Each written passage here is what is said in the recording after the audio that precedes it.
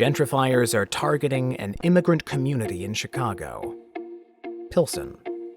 The first majority Latinx neighborhood in the city is a magnet for developers who want to profit from its culture while evicting its residents. But Pilsen is also a center of resistance. Alderman Sigcho-Lopez, an activist with Democratic Socialists of America and Pilsen Alliance, was elected to city council on a platform of fighting the real estate developers gentrifying Chicago. They said it's a free market, but there's nothing free about this. This is literally pay to play. It's literally developers that pay their way into communities, and they oftentimes pay their way to avoid taxes. They pay their way to avoid affordable housing. They pay their way to avoid community benefits agreements. That's corruption. Double or tripling rents overnight. This is just not sustainable. We cannot continue to do what we're doing. It's failing the vast majority of Chicagoans to favor a very small group of developers and corporations that are not paying their fair share. In a city famous for corruption, every neighborhood is affected by corporate developers. But as fellow DSA and Pilsen Alliance organizer Diego Morales explains, immigrant communities are especially vulnerable to exploitation by the real estate industry. Landlords have used the undocumented status of their tenants against them like time and time again. And it's an intimidation tool. And I've heard just here in the neighborhood stories of landlords in retribution for something calling ICE on tenants that they know are undocumented. Do you see raids as being a tool sometimes of gentrification? Oh, absolutely. It is definitely a tool in the arm of the capitalist class to basically control the tenant population and control the population that lives here, working class people that live here, and to intimidate them. I've heard landlords say, I'd rather have a single white person live here, and I'd rather that these Mexicans and these undocumented illegal folks weren't here. There are large developers and landlords and people who speculate in the real estate market who see these neighborhoods and the streets and the buildings that house people as basically their canvas. They buy up property that immigrant families live in, jack up the rents, which is essentially evicting them. It's not counted as an eviction, right?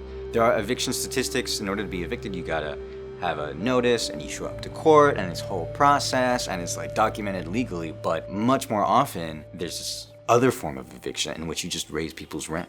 Since gentrifiers are able to displace communities by preemptively raising rents to unjust levels, Morales and other housing activists see a potential solution. Rent control is absolutely necessary in order to keep immigrant families together. Rent control can be a catch-all term, including all forms of rent regulation, but typically refers to a policy which limits the amount landlords can increase rent each year to a small percentage, often tied to inflation. Rent control, it basically says, no, you gotta give breathing room for the people who live here to be able to afford the communities and the homes that they many times grew up in and have families in and their kids grow up in. Unfortunately, thanks to lobbying by the Koch brothers, rent control is unconstitutional in Illinois.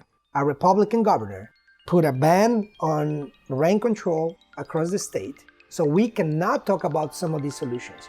The only people that benefit by having this ban are the big developers and corporations that avoid taxes. Even though Illinois' ban on rent control gives gentrifiers the advantage, Pilsen is fighting back through direct action and radical grassroots organizing. Morales shares a time when activists embarrassed the capitalist class trying to erase them. There's this development on what now people would call East Pilsen. It's called Mural Park. It's a high-priced development. They have all these renderings and these fantastical ideas about like the business class of tomorrow. All glass paned, gonna have play places on the ground floor for like young millennials to like, I don't know, hang out at a Starbucks or something. There's this real estate publication called Biz Now. So Biz Now held a conference in this development and called it Emerging Neighborhoods and invited people in the industry from across the country to come in and talk about all the wonderful up-and-coming emerging neighborhoods in Chicago. All these places where you're seeing rapid gentrification, displacement, erasure of culture and peoples. And this was just a nice, fun little emerging opportunity, right? As if there wasn't anything of value in these neighborhoods before it had all of a sudden become a hot commodity. The language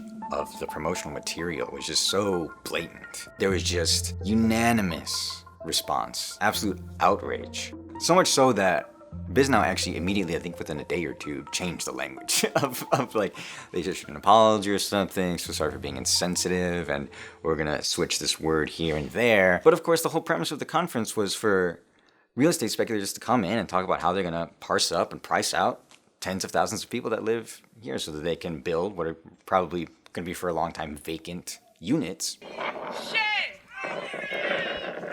There's a variety of different community groups and nonprofit organizations that work on housing and anti-gentrification, and we had a response to this. We blockaded the doors. We had 2 people infiltrate inside and disrupt their presentations.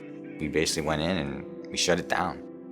While organizers were unable to stop the Mural Park development, negative press forced developers to scale back their plans. 2 years later, the fight at Mural Park stands as a turning point in the housing struggle in Pilsen. It was definitely a signal that, Chicago is not going to be a city that is just going to lie down while these people parse up our neighborhoods and our families. And we're going to fight back.